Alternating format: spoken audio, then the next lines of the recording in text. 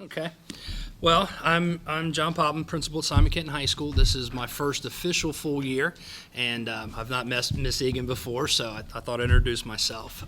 Nice to meet you. I was interim through last year, but this is my first full year. So I'd like to start by congratulating the Board of Education Central Office for being a distinguished school district. I think that's a great honor, and I think it's really due to, and also thank you for the leadership that you provide. I think that's one of the things that helps us as schools, that you give us that support, and it's all about making our students successful, and it kind of lets us just do our job, and we don't have to worry about a lot of those other things that you take care of. So I did want to start by thanking you for that, and congratulating the district and all the other schools for their performance. I think we had a great year, so I think it's important to note, and since I'm first, I'll put that up front. Points of pride for Simon Kenton. Our ACT composite increased from 20.3 to 20.8, which was very significant. All of our other accountability areas also increased, with a 12.3 increase in jump in achievement, which was a big jump for us, and then also a jump of 6.6 points in college and career readiness. So those were our two biggest areas that we had success in. Our overall accountability went from 71.4 to 74.3. The percentile in Kentucky went from 73 to 87, making us a proficient school and just 1.1 points away from distinguished, and that has been put forth as the goal for us this year, is to get that 1.1 that we need to become distinguished. Two other things I kind of thought about, and I didn't put it in my report here, but goal 3 being for getting students involved, and I feel like that's something that we also excelled in last year, both athletically and academically. Our academic team made the world competition, qualifying for that. Our archery went to world. Our girls basketball team went to state, and we added 2 or 3 new clubs and activities at the school level that get more and more students involved. So I feel like that's something that we're doing extremely well as well, and I think that leads to some of the success as well. When students are involved, they just perform better, and so I did want to mention that as well, as far as some of the things that we're happy about. So why did those things happen? I'm going to just add, unfortunately, you're first. So Okay. Sure. And I am good with these acronyms. Okay. So I just do this really well.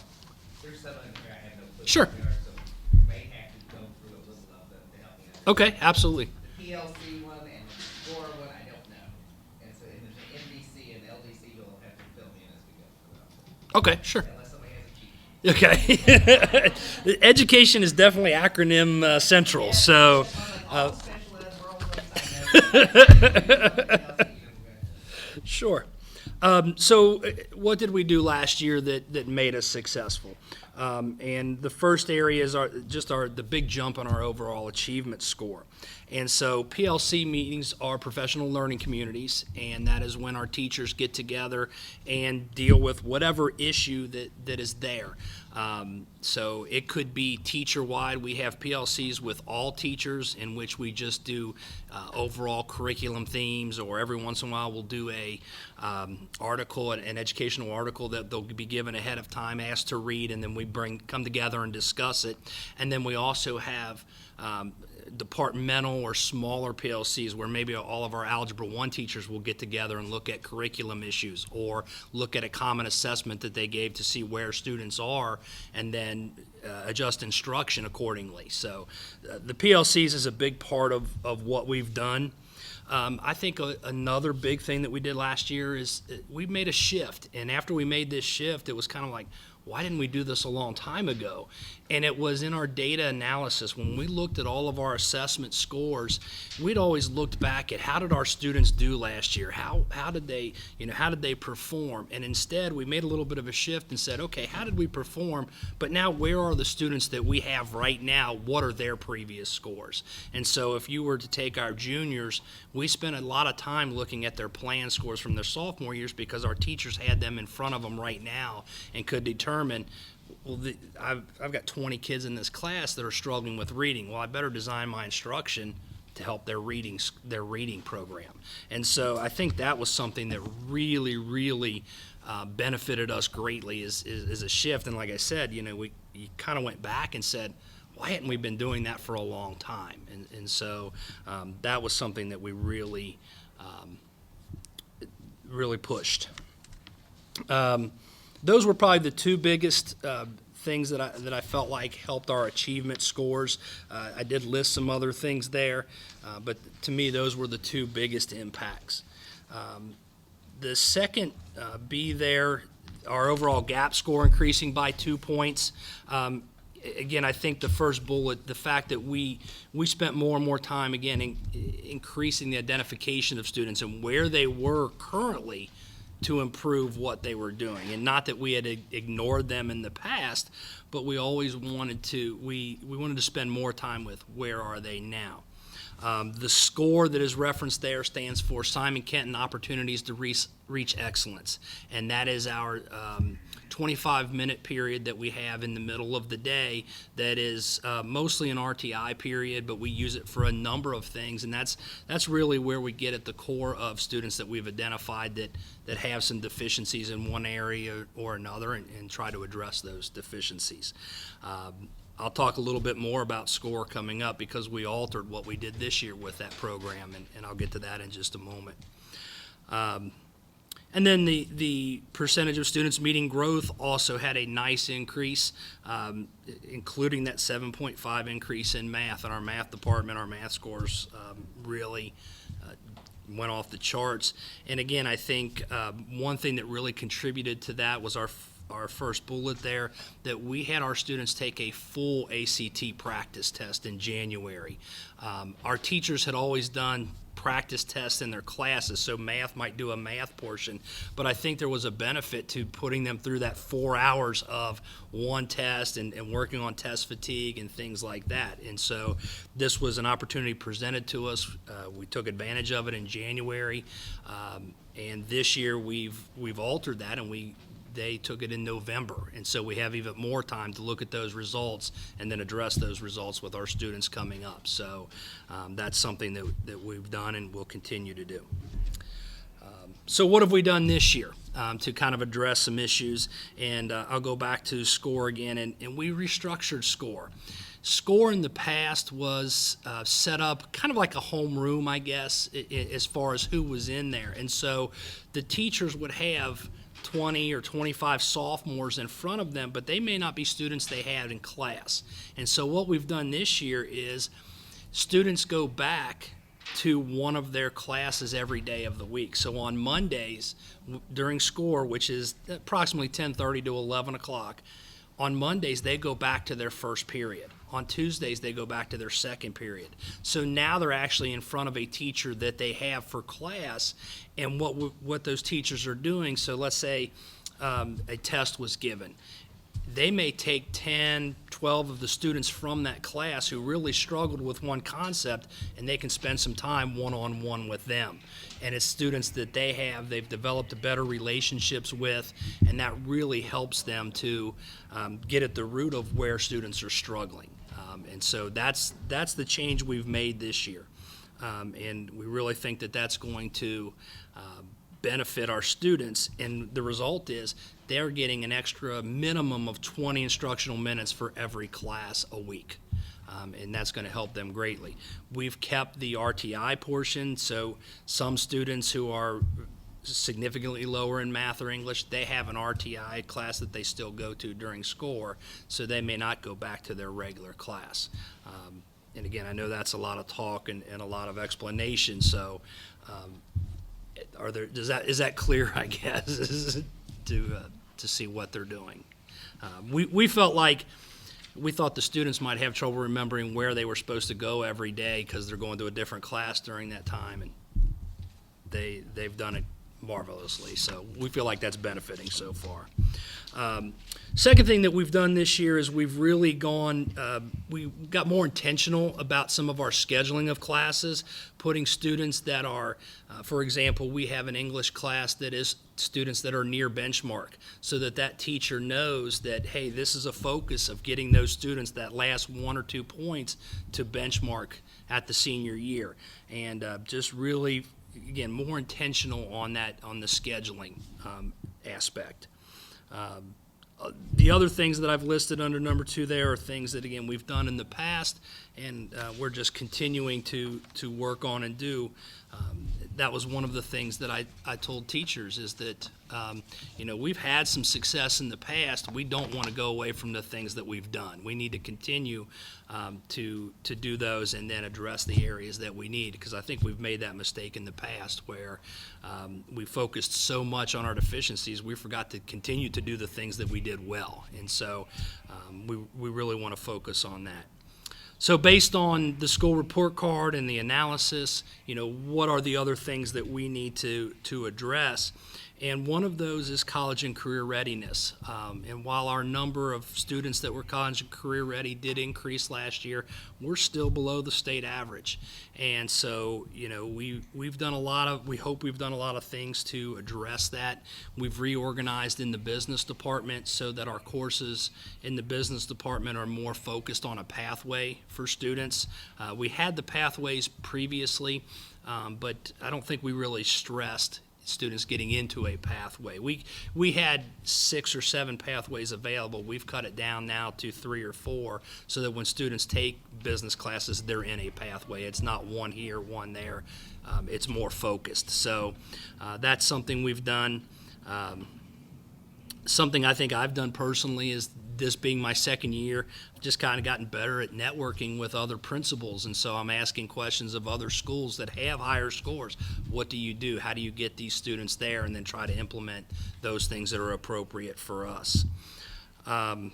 And then the second part is just really trying to improve all of our scores, achievement, gap, growth. While they all improved and they all were better, the only way we're going to get to a distinguished school is to improve in all of those areas and move that 1.1 points. And so really, I've got a lot of bullets there, but to sum it all up, really spending a lot of time with our data, seeing where students are and what can we do to move them forward.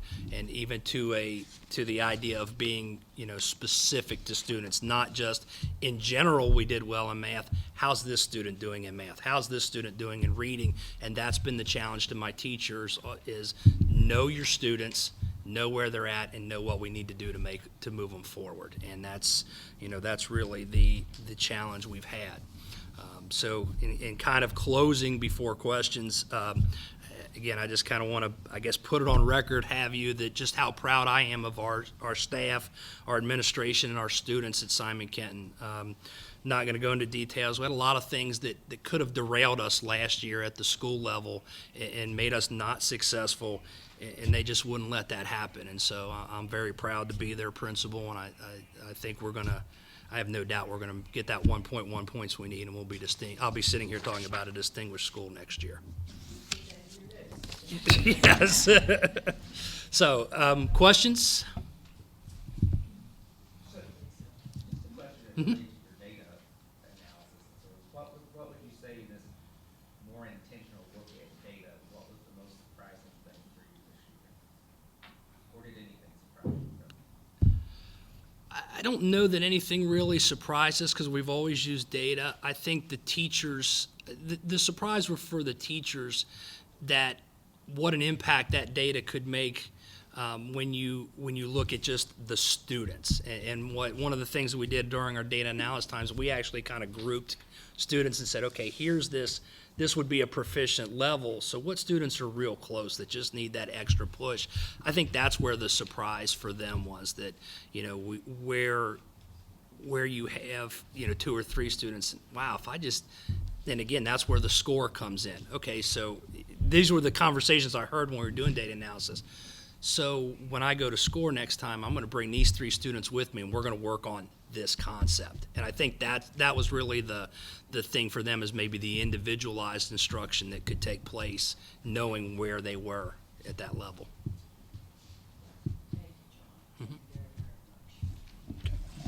Thank you. Good afternoon. I do want to start by saying how much I appreciate your interest in Dixie and support of Dixie. And we've done some great things this year, and a lot of that is due to the backing of the board. So thank you for that. It is my pleasure to share out some of the highlights from this year. One of the first one is we reached our goal of becoming distinguished. We moved from the 72nd percentile to the 94th percentile. Yes, we're so very proud. We did a great job in our overall score, moving nearly 6 points when our goal was 0.5, so we're very, very proud of that. And our AP scores, we're so proud of these. Significant gains in all areas. We are above the national norms in all subjects except AP Euro, and we did make some really great gains in that course as well. And as you can see on here, we're just so proud that the AP Government national pass rate is 48%, and our freshmen had an 87% pass rate. So we are just thrilled with our students. And now I'd like to review the year in more detail. We moved up on our reading achievement scores and made a nice jump in our reading gap scores. Some of the contributing factors are that we added a third trimester class to give these students additional support and additional time to achieve the skills that they need. We've also met with teachers, and we talked a lot about the ACT data, identifying the skills that students needed extra support in, and then making specific plans to address those skills. And let's see, sorry. I need my extra person up here. In math, like English, we also made a nice jump in our math gap scores. We also added a third trimester class there to give the students the extra support that they needed. We met with our content teachers in math as well to also identify the ACT skills that students in their classes struggled with, and came up with specific plans to help the teachers support the students. We continued offering our equals math and our hands-on math intervention classes, as we have found really great gains in these two courses. We also continued our college and career readiness intervention classes to juniors. And then we added an additional intervention course, the consumer math, where we could target more specific skills for students who were below benchmark and below a 16. Next, our CCR, this is our area of largest growth. We did gain 13 points in this category. And we continued to identify students who did not meet benchmark, and we continued to assist them with skills that they needed, their deficit skills, in order to pass the Coyote or Compass tests. We also trained more staff on the Compass so that we could provide more opportunities for students to take this test. We also increased our opportunities for students to earn industry certifications. Last year, it seemed like we were getting lots of emails from our business department about kids who were MOS certified. At the end of the year, we had a total of 212 kids who had passed the MOS certification. So we're very proud of that. Another thing that we did last year is we did individually meet with every sophomore to discuss their plan scores, and we did feel like this helped them when they became juniors or will help them as they are juniors to know what skills they need to work on and take ownership of those deficit skills to work and improve in those areas. We maintained our increase from last year with our overall composite score of 20.8. We did continue with our ACT prep nights. I think word had gotten out more, so we did have even more students showing up for those nights. And in fact, it was standing room at one point in the back because there were so many students who attended. We also continued to work with our freshmen who were one tier below benchmark in the MAP test. And our freshman coordinator would individually meet with the students to design a plan, and she monitored the students' progress throughout the year. Our graduation rate has also increased, and one of the things that has helped there, I do meet with all students if they are looking to drop out, and some of the times I've been able to convince them to stay, and so that I think has helped. We've also implemented the performance-based learning. That's something we've continued. I think that provides a good opportunity for students who the traditional coming to school is not working for them. They will work online at home, and then they'll come in weekly and check in and show what they have done during that week's time. And as long as they are making the progress, then they can continue with this program. We also, and I think one of the biggest factors with our graduation rate and increasing is we did add an additional lab to our SWS program. And before we would have students who had failed a class, but we wouldn't have room in our online SWS program, and so they would have to wait. And so now with that additional lab, it opened up 30 more seats, and now we do have all students that are requesting to go into SWS, we have a spot for them. So that has been a big factor in students recovering their credits. So that sums up what we did last year. Now I'd like to talk about what we've done this year. And by this, mainly we've strengthened structures that we already have in place. Last year, we made an effort to designate time in our core content classes to work on ACT skills. And this year, we've taken that a step further by making this time more data-driven. We've worked with our teachers to provide their students with an ACT pretest, and then we quickly analyze that data to see what targeted skills are missing for students, and then we come up with a plan, and then we have just finished our first round of post-testing this last trimester, so we're getting ready to review those results. We're also getting ready to pre-test our second trimester students and do the same thing. We already have the data meetings set up. We don't have the data quite yet because teachers are still pre-testing their students.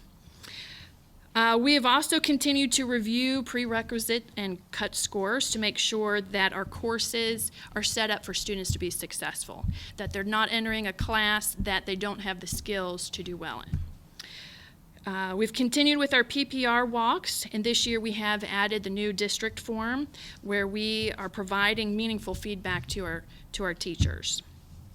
Along with this, we have reviewed the indicators of quality instruction, and during our teacher-faculty meetings, we've watched these videos and reviewed them and identified the quality instruction indicators, and I think it has helped all of us to be on the same page.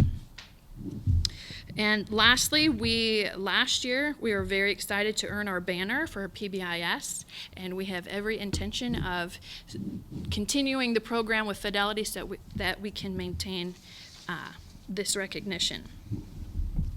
In looking at the school report card, we have identified some areas that continue to need attention in order to address student needs. We do want to increase our CCR score. Even though we've made great gains, we realize there's still a lot of room for growth, and we plan to do this by continuing to offer the ACT prep sessions. Hopefully it'll continue to grow in popularity, and we'll just need to expand by hiring more teachers. That's our hope and our plan this year. We have made better use of the ACT practice test that the district consultants have created. Before it was, here it is, and here's something to use it with. And this year that has been our pre-test that we've given to all of our teachers so that our teachers can focus more time on that instruction piece. And with the ACT practice test that the consultants created, it has the instruction that goes along with it. So it helps make that so much easier, and it is being used across the board. We also continue to expand our career pathways and industry certifications. This year we've added the Excel and Access industry certifications that students can take these tests in our business classes. And lastly, we're looking into the CERT test to see if this might be a better way to gauge freshman and sophomore ACT skills. For our reading and math combined, we are identifying students who have scored below 40th percentile on MAP and making sure that they do have the support that they need. We're looking to expose and train our students, or not our students, our teachers, to the Coyote reading assessment. It is a new assessment and is one that we're looking into more to see how we can use that to help our students. As far as our CSIP updates, we made great strides in all areas except our wellness goal. As you can see, we are at 60% and we'd like to be at 100%. We are working on this to increase awareness of our policy with staff by sending material to our teachers and discussing it in our meetings. Also, while we made great improvements in achievement, GAP, and CCR, we still have room to grow and are working in this area as well. Thank you again for your support. I very much appreciate it. We've had a great year and look forward to having another great year this year too. You talked about ending your trimester just like Scott did. So you just make that course go clear from In- September to May? An A, B, and C course. Yeah, so yes. So they would take English A or Algebra 2A for the fall, and then 2B, and then 2C. So yes, it's year long. Right. So it's 70 minutes every day. Yeah. Yeah, it's a lot of time, which is, it's good. It's been able to provide a lot of support. The teachers are able to use a lot of supplementary materials to help them. Maybe they do a pre-activity to get them ready for the springboard activity. Yes, yes it will. Can you test out after like 2 trimesters if it's something that's kind of mastered, or? We're looking at that. What we've done is we've said if they take the MAP score and they get above a certain percentage, that we would keep an eye on how they've done. And because really it takes 2 scores to get into the class, that we're looking for 2 scores to then come out. Just because we want to make sure that they have all the skills they need before removing them, because if they're right on that line and then digress, then it would be hard to put them back in. An opportunity for an upper level course that they can then take, which would probably build upon those basic skills that you want to kind of master. Yeah, gotcha. Yeah, the next step would be the regular class that wouldn't have those supplementary. Move much quicker. Right, because it would be in the 2 trimesters. But it is something, because a lot of them will say, well, if I've passed my A and if I do well in B and I get that second score, can I choose an elective for C? And that's what maybe give some incentive that we're looking at. More opportunities. Thank you very, very much. Thank you. Brought Miss Stewart with me. He's one of my assistant principals who does a great job for us out there. And I know you guys have heard it a few times, but congratulations on a distinguished district. It is a true honor, to see the growth and the continued improvement in the district. And, as we've kind of, at Scott, growed additionally, right along beside the district, it makes us even more proud, because we feel like we're a strong part of it. And especially with so many schools going up and performing together, we're really excited about that. So as I get started, our first point of pride is, in reference to that, our first point of pride is that our overall status for the 2nd consecutive year is proficient. We are overjoyed about that. That's a score from 62.7 3 years ago, then a 71.4, and now a 75.1, which is over a 60 percentile jump in 3 years. Yeah, we're very excited. We missed distinguished by 0.4, which is fine. With that much growth, I have a lot of faculty who really are pumped up after that 0.4, so that's great. We're very excited about that, and we do expect to make that. We are not done growing. If you ask my teachers and my kids, they'll confirm that for you. One of the things we've done is hooked to our second point of pride is we have really, in the last 3 years, spent a lot of time getting everyone in our community, including our students, to buy into becoming college and career ready. That's been one of our main focuses and one of our drives for the school. And you'll notice that it has increased our college and career ready score. Additionally, one of the big points of pride for us is we had the 11th highest growth indicator in the state of Kentucky. Now, let me explain that to you a little bit because it is very important to us. Growth indicator is from the plan to the ACT. So from the beginning of the sophomore year to the end of the junior year. And the other thing about growth that's special for us is growth, they actually compare you against students performing at the same level. It's a data equalizing deal that really does control for if you have poor students, they're compared against poor students. If you have high performing students, it's compared against high performing students. So for us to score 11th in the state, 95th percentile on growth, that means that we're moving kids. We're not just having a high performance group come through. We're not just doing well with a few kids. It means we're moving kids, which is really exciting for us. Our CCR, as I mentioned, has went up considerably, and you'll hear me talk a little bit about that later. But that's kind of what we've really honed in on is getting our kids to buy in on wanting to be college ready and career ready. In 2014-15, things that we implemented that really pushed us forward. I know I watched my 2 board reports from the last couple years to see what I had said last time. And some of it's repetitive, that's okay because I do think we've chose some things to focus on and keep going. One thing was my first year at Scott, the board came out, or we sent a team out to Scott, and they did a big review of us instructionally. And that drove us for every year. And last year was the first year we felt like on these 5 specific things, which came from that review, that we'd accomplished them and ready to move on. And that is consistent use of learning targets, consistent use of formative assessments in the classroom where you check on kids as they're learning, using a lot of student-to-student activities within the classroom, making the use of quality text common and part of the curriculum, and then also teaching every second of the classroom. We have translated those to a new set of goals for our teachers this year, but that drove us for 3 years from that review, and I really do think was a huge part of transforming instruction in the classroom, which pretty much controls everything for you. Also, we expanded last year our RTI classes. Just to remind you, at Scott, we started this a couple years ago, and we've increased it every year. Now we're to the point that if students are not performing above benchmark, any freshman, sophomore, or junior that is not performing above benchmark in math and English have to take extra math and English. I should say get to take extra math and English until they get there. And we feel that has really increased our scores.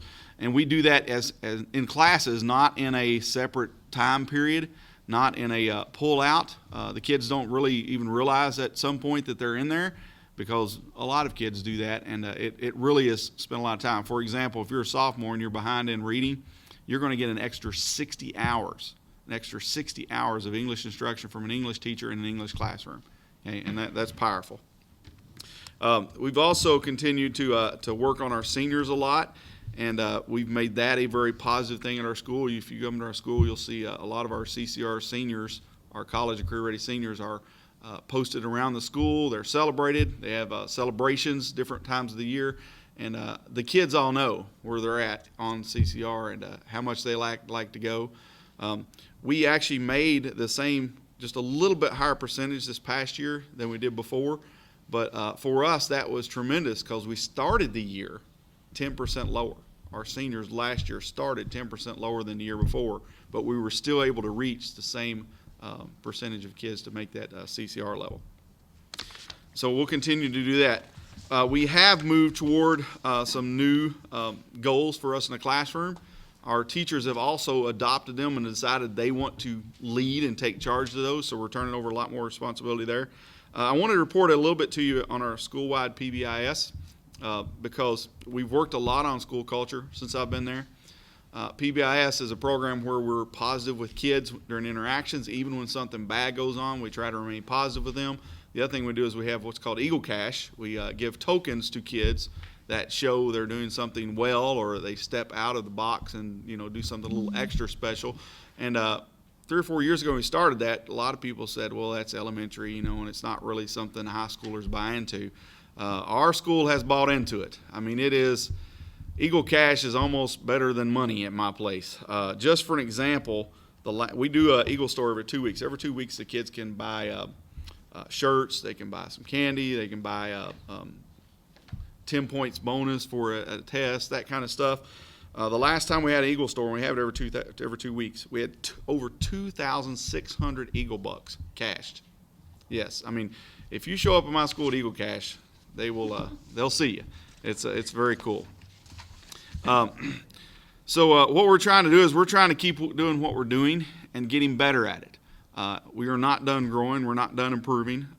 As I said, my teachers are starting to step up and take those jobs, and they've actually even said, like, I want to share this with the teachers. I want to teach this. I want to learn this. Can you step out and let us start taking control of some of the leadership? It's really the first year I feel like that if I was gone, it would actually go on without me.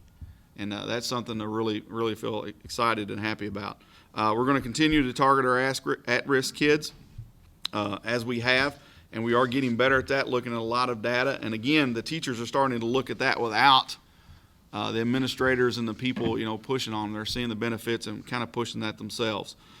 This year, as we analyze the school report card, what we're going to do this year that's new, we're keeping all the stuff we're doing, but what we're doing new is we are working on the career ready part of career and college ready. We started this last year, but we've got to really ramp it up. And what we found is that we can implement things at the freshman level to get kids interested, and then let the academy structure take control of that. Career pathways are very expensive, and they're very hard to do from a high school point of view. But what we've actually done is we have piloted several programs at freshman level. Our freshmen take clean energy systems, which is feeders for the Green Academy. Our freshmen have available to them media arts and informatics, which gets them ready for the Media Arts and Informatics Academy. Also, we have, thanks to the academy structure and the district, we have military prep academy classes and future educator classes for our freshmen. Additionally, we teach a pre-engineering class at Scott that gets kids ready and interested in the engineering tracks.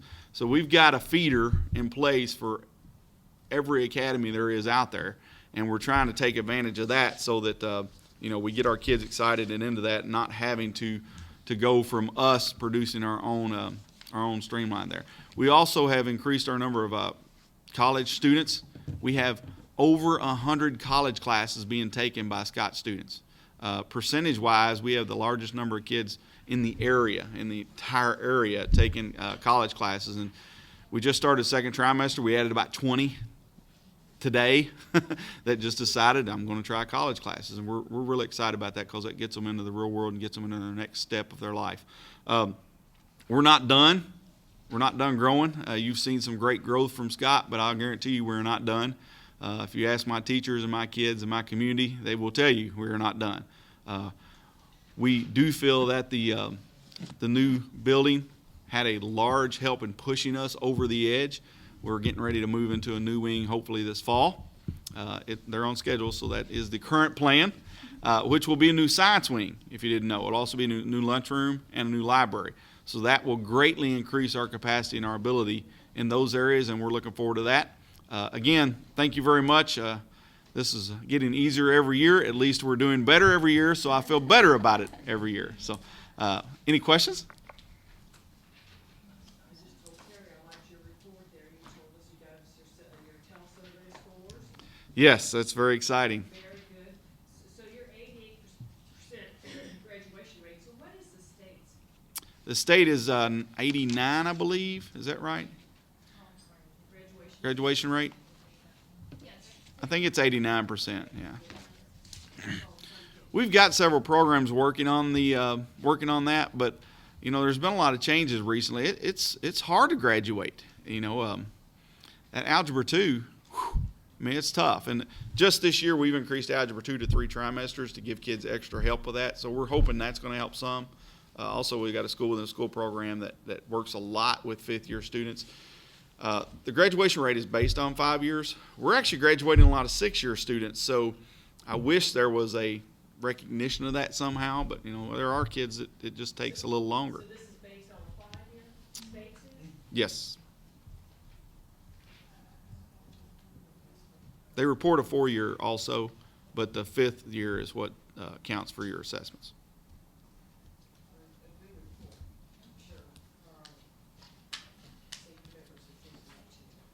Awesome. Thank you. Yeah, we all share. Yeah, we all share.